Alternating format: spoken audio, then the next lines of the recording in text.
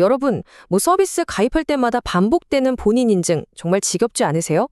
온라인 세상에서 내가다라는 걸 증명하는 이 과정이 왜 이렇게 번거롭고 또 불안해야 할까요? 오늘 이 이야기에서는요, 바로 그 디지털 신원의 주인 자리를 놓고 벌어지는 아주 거대한 싸움의 판을 한번 들여다보려고 합니다. 자, 이 질문으로 한번 시작해 볼게요. 우리가 그냥 맞아요 하고 인증 한번 할 때마다 그 과정에서 누군가는 이익을 보고 있다는 거죠. 도대체 누구일까요? 바로 이 질문에 오늘 이야기의 모든 것이 담겨 있습니다. 와, 이 표현 하나가 모든 걸 말해주네요. 법으로 만든 통행료 산업. 그러니까 우리가 온라인에서 나라는 걸 증명하는 게 그냥 보안 절차가 아니었다는 거예요. 비유하자면 마치 고속도로 톨게이트 같은 거였죠. 우리가 디지털 세상이라는 고속도로에 진입할 때마다 꼬박꼬박 통행료를 내고 있었던 겁니다. 자, 그럼 첫 번째 이야기, 디지털 통행료 징수소입니다. 도대체 누가, 그리고 어떻게 그 통행료를 거둬왔는지 한번 파헤쳐 보겠습니다.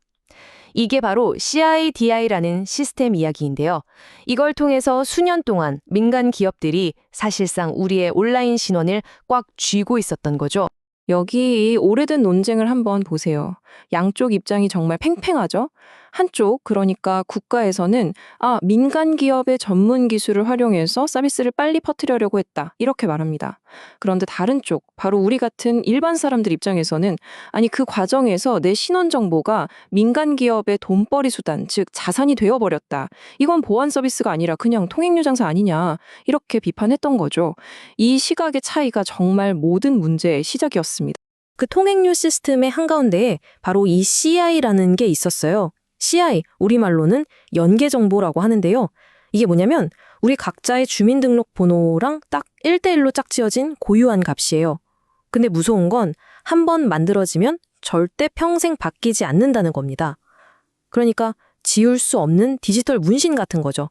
혹은 온라인 전용 주민등록번호라고 생각하시면 딱 맞습니다.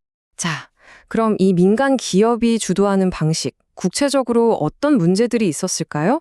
첫째, 프라이버시 문제가 아주 심각했습니다.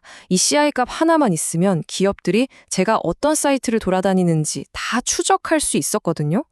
둘째, 내가 통제할 수가 없어요. 만약에 이게 유출돼도 개인이 바꿀 수도 없앨 수도 없었습니다. 그냥 속수무책인 거죠. 그리고 또 이게 주민번호 기반이다 보니까 국내 거주 외국인들은 쓰기가 너무 어려웠고요. 마지막으로 가장 결정적인 문제, 기업들이 이 본인 인증 서비스를 이용할 때마다 꼬박꼬박 통행료, 그러니까 수수료를 내야만 했습니다.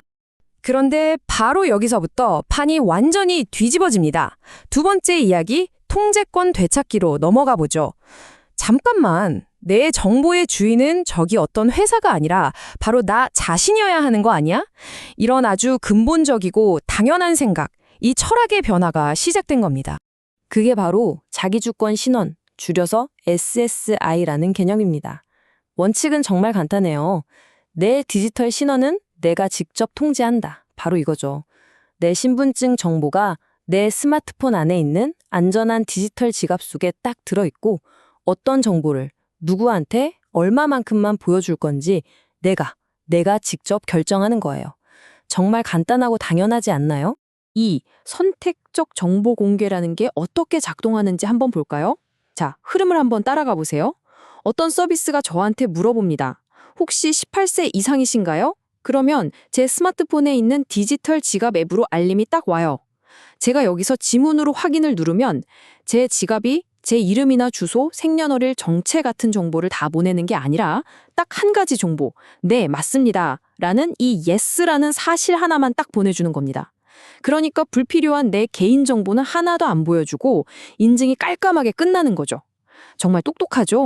자, 세 번째 이야기로 넘어가 보겠습니다. 그렇다면 이런 새로운 철학을 우리나라는 어떻게 현실로 만들어가고 있을까요?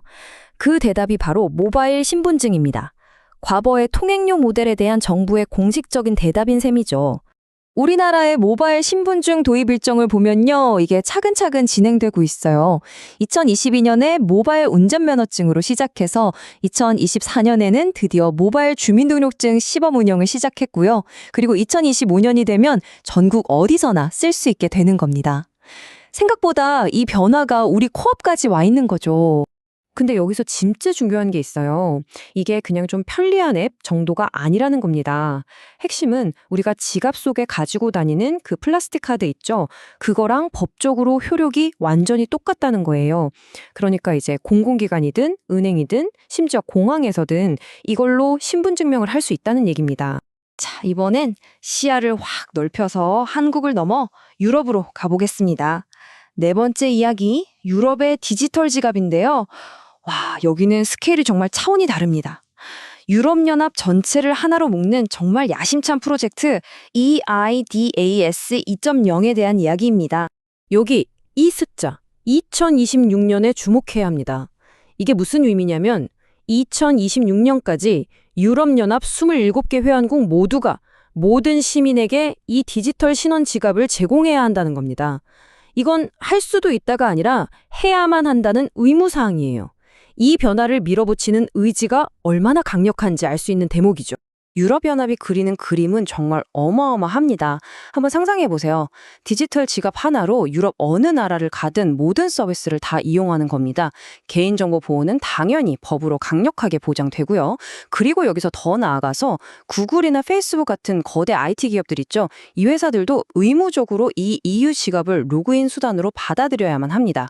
빅테크 기업에 대한 통제권을 되찾아오고 중립적인 공공 대안을 만들겠다는 아주 명확한 목표가 있는 거죠.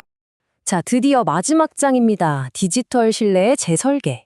지금까지 우리가 한국과 유럽의 사례를 쭉 살펴봤잖아요. 이걸 통해서 전 세계적으로 디지털 신원의 통제권이 민간에서 공공으로 어떻게 넘어가고 있는지 그 거대한 흐름을 한번 정리해 보겠습니다. 이 표를 보시면 지금까지의 이야기가 한눈에 딱 들어옵니다. 자, 먼저 주도권을 볼까요? 과거에는 민간 기업이 쥐고 있었는데 이제는 정부 주도로 바뀌었죠. 프라이버시는요? 사용자를 추적할 위험이 높았던 옛날 시스템과 달리 이제는 사용자가 직접 통제하고 법으로 보호받는 게 핵심이 됐습니다. 법적 효력도 마찬가지예요. 그냥 회사들끼리의 약속 수준이 아니라 이제는 국가가 보증하는 실물 신분증과 똑같은 힘을 갖게 된 거죠. 흐름은 아주 명확합니다. 통제권이 민간에서 공공으로, 그리고 궁극적으로는 우리 개인에게로 이동하고 있는 겁니다. 네, 이 흐름은 이제 거스를 수 없어 보입니다. 디지털 신원은 더 이상 어떤 민간 기업이 제공하는 편리한 서비스가 아니에요. 이제는 우리가 쓰는 도로, 전기, 수도처럼 이 사회를 유지하는 데 없어서는 안 될 필수적인 공공 인프라가 되어 가고 있는 겁니다. 이 디지털 세상을 살아가기 위해 누구나 누려야 할 가장 기본적인 권리이자 사회의 기반 시설이 된 거죠. 그래서 마지막으로 이 질문을 여러분께 던지면서 마무리하고 싶습니다. 도대체 왜 한 시민의 고유한 식별자를 여전히 민간 기업이 소유해야 하는 걸까요? 이 낡은 구조, 이제는 정말 다시 설계해야 할 때가 아닐까요?